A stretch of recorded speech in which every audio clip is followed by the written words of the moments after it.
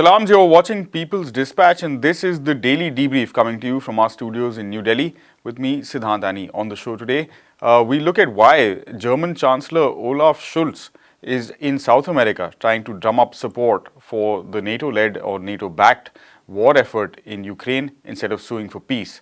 And in Australia, is the Indigenous Voice to Parliament closer to becoming reality? First up, Brazilian President Luiz Inácio Lula da Silva on Monday, speaking alongside German Chancellor Olaf Scholz, who's on a state visit to Argentina, Chile and of course Brazil, stayed clear of condemning Russia's military operations in Ukraine, essentially making it the third time on this South American tour that Scholz has failed to drum up strong support for the NATO-backed war effort. Lula said Brazil would not provide ammunition to Ukraine nor transfer stockpiles to Germany itself for fear they might be transferred onwards. Germany previously had also asked Brazil for ammunition for the Leopard main battle tank as well, but so far Brazil has turned down these requests. Prabir Purkayastha, NewsClick's editor-in-chief, has been following and reporting and analyzing the Ukraine conflict for NewsClick as well as People's Dispatch from the beginning in Feb last year and joins us now in studio for the latest.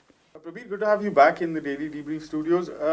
The big story today is Lula's sort of joint statement with the German Chancellor Olaf Scholz, who is on a tour of South America. And the headline there is that perhaps unsuccessful in drumming up the sort of support that he was looking for, at least on the Ukrainian side of the ongoing war in Europe. I think it's very clear that the mission he failed was converting Brazil to line up with Europe on the question of the Ukraine war against Russia, in which Lula has actually said two things. One is that he does think that Russia made a mistake, what he called a classical mistake in invading Ukraine, sending his army into Ukraine. But he also said it takes two to fight a war. And it didn't happen without the other side also wanting a war.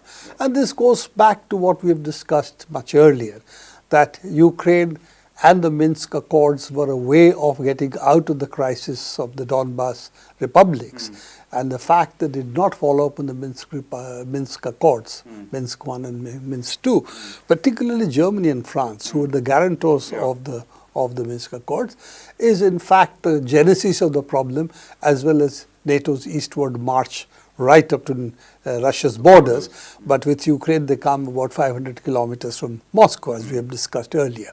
So that was, shall we say, really crossing the Rubicon, which is where the Russia's response has been that if we don't do this, if we don't stop doing this, then there is something else we'll have to do. And also the fact that Ukraine was becoming a de facto NATO partner with all the military exercises being carried out there. So all of this is also what essentially Lula is talking about when he says it takes two to fight a war. And it's very clear that he therefore is not going to take a position against Russia, which is what they wanted him to do. So this is one part. The second part is, of course, wanting arms from Latin American countries, particularly Brazil. And it also goes back into the fact that a lot of these countries have a Soviet-era Russian equipment, ammunition, and so on. Right. And in this particular case, Ukraine is running out of ammunition, artillery, shells. They may even have artillery, but not the shells. So they're running out of, say, anti-aircraft gun, yes, but no anti-aircraft gun ammo.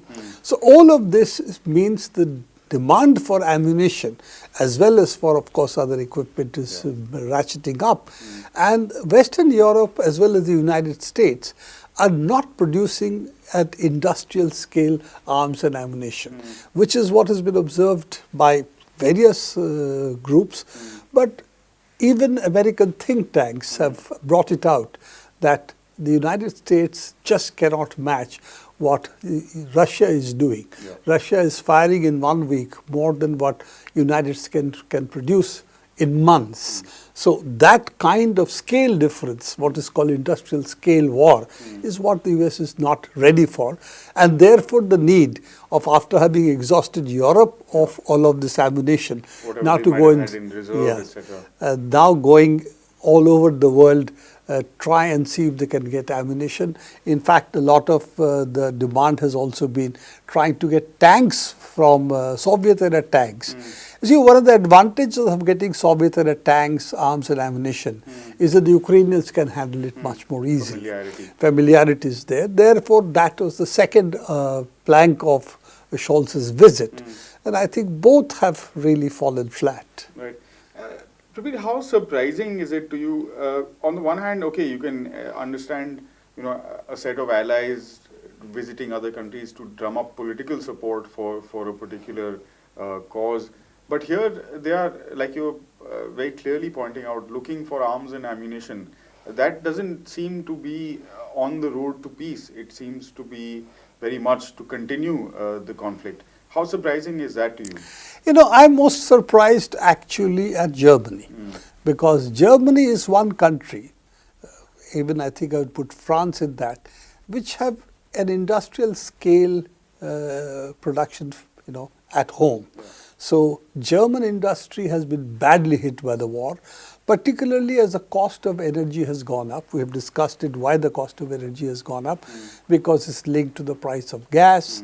And if the gas rises, then the electricity cost, even if it is being produced by nuclear or coal, doesn't change. So this is the reason that these companies have made a killing, while the consumers of gas, oil, etc., have taken a huge hit. Electricity have taken a huge hit. So industry has shut down. A lot of the industry has shut down. Those which are energy-intensive industry has really shut down in Germany.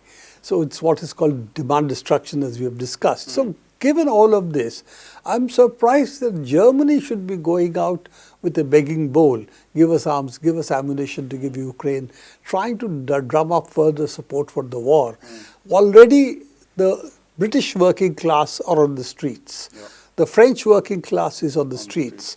The need to put the burden of the war on the working class in both these places is driving it. In France, it is the increasing the retirement age, which is what the French working class has come out for. Germany strikes, protests have already also started. So you can already see that it is creating fissures within their own countries. But at the same time, we do not see any lessening of the demand to ratchet up the support for war.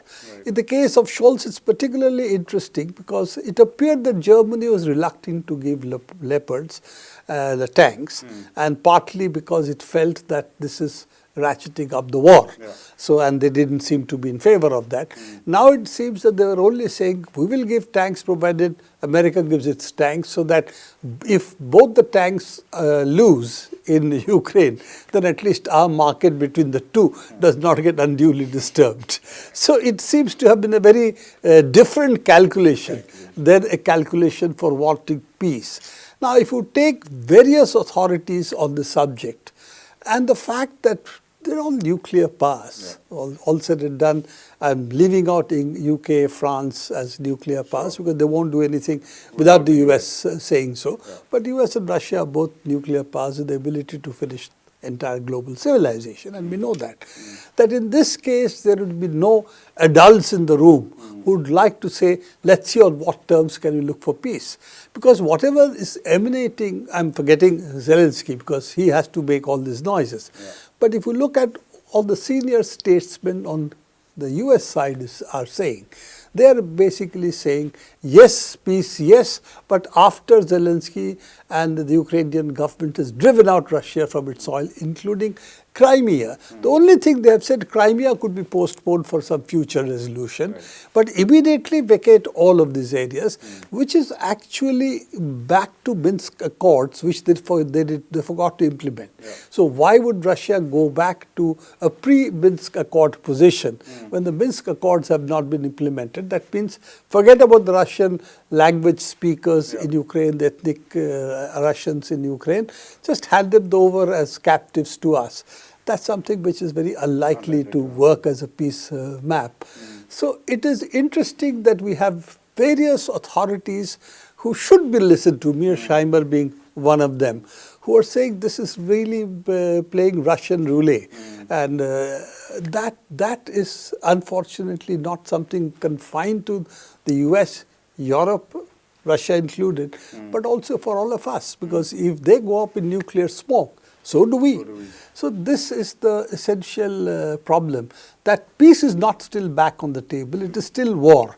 Is it the last throw of the dice by the United States, Germany and others, throw the tanks and armored carriers into this?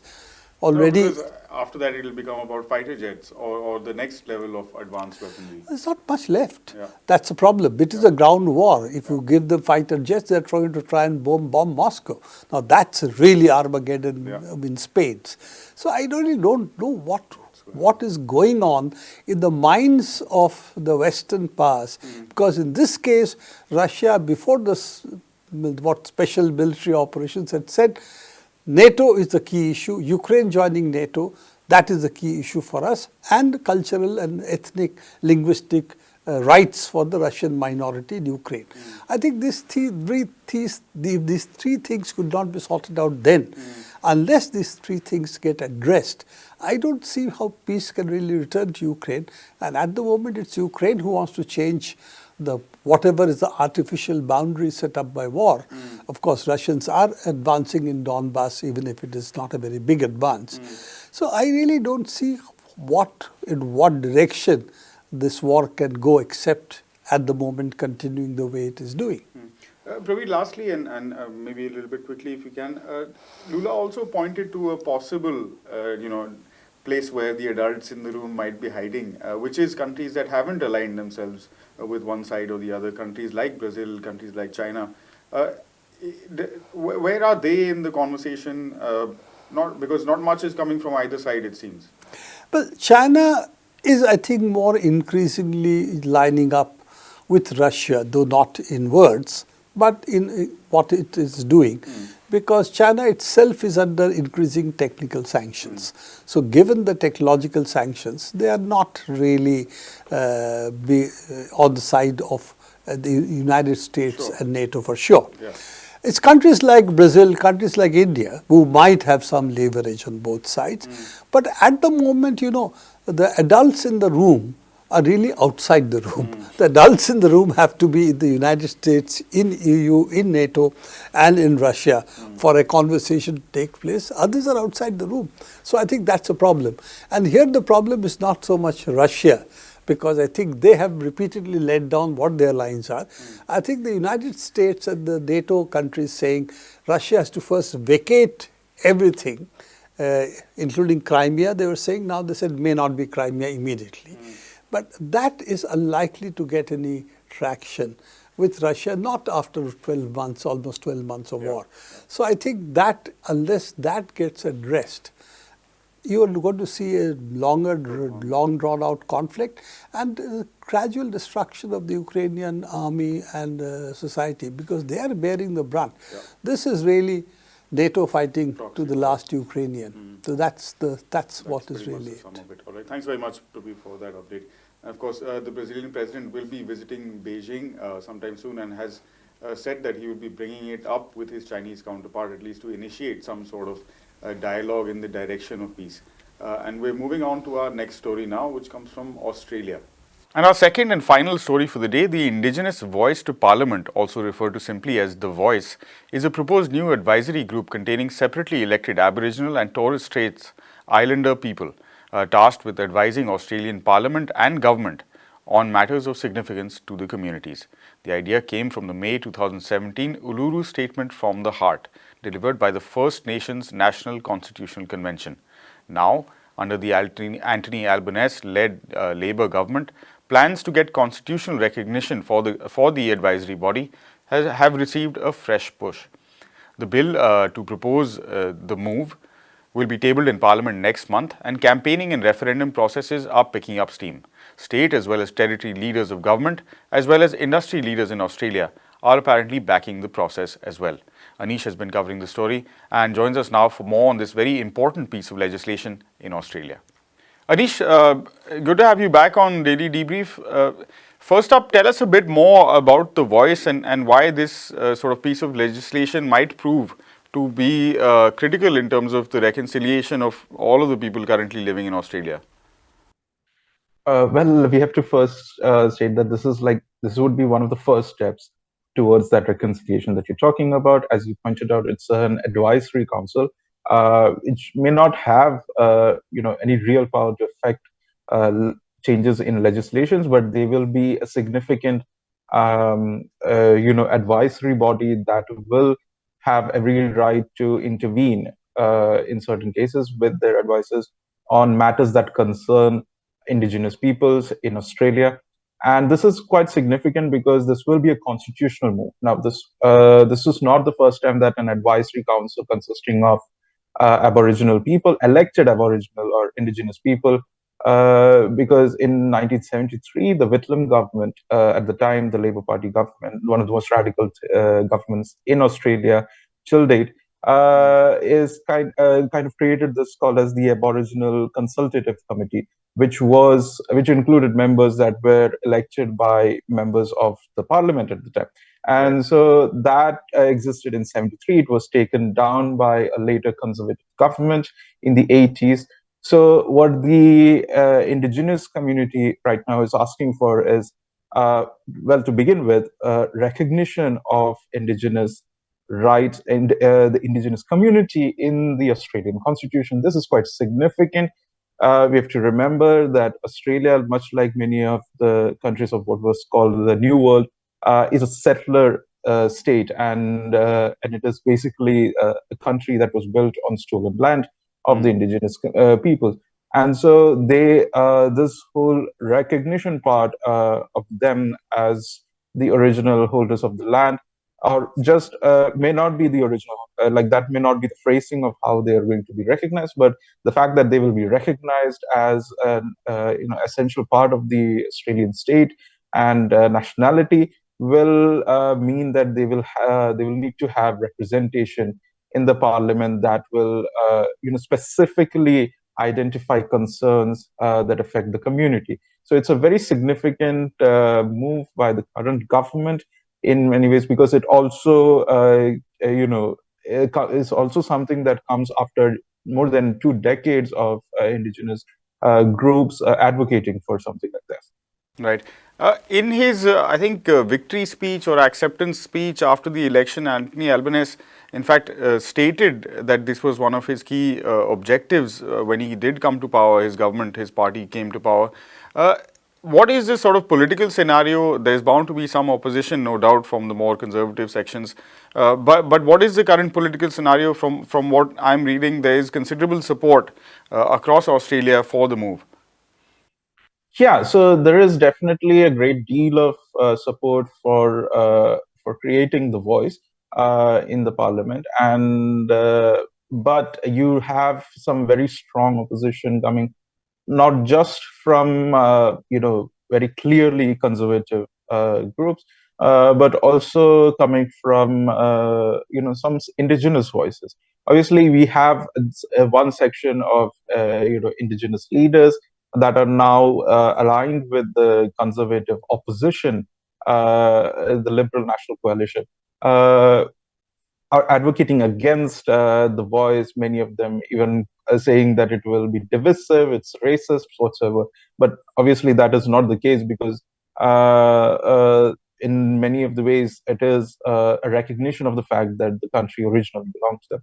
But on the other hand, there are also attempts, because obviously we're going to look at nearly a year of campaign coming from both sides, the yes and the no side. And the no side is already coming up with statements that are completely untrue. We've seen statements recently being made by a group stating that it represents indigenous concerns, but generally it is populated by conservative indigenous politicians, stating that it is going to bring legislative processes to a standstill, which is not the case, because that is really not their mandate. They're a consultative body. They are not an extra constitutional or an extra parliamentary body. It will be an elected body as well. So that we have seen considerable support coming from the indigenous community. It's the rest of the non-indigenous Australian population that needs to be brought onto onto the side of the yes vote. We will be seeing now the proposal being tabled in the parliament next month. That is what the government has announced as of Wednesday. And we're probably looking at the referendum happening by maybe between September to November. And so it is going to be months-long process, and we need to, like, a lot can happen. Even though opinion polls right now show that a wide majority of Australians support the move, things can change because we have seen similar referendums having been tanked eventually. And so this sort of constitutional referendum is going to have a lot at stake right now, especially for the Indigenous communities. We need to really wait and see how it ends up happening. All right. So on that note, Anish, we'll ask you to, of course, keep following that story, and we will talk further on it as there are developments on Daily Debrief and elsewhere on People's Dispatch as well. Thanks for your time today. And that does it for this episode of the Daily Debrief. For more details on these stories, as always, we invite you to head to our website, peoplesdispatch.org. And of course, don't forget to follow us on the social media platform of your choice for regular updates on all the work we do. We'll be back with another episode, same time, same place. Until then, stay safe. Goodbye.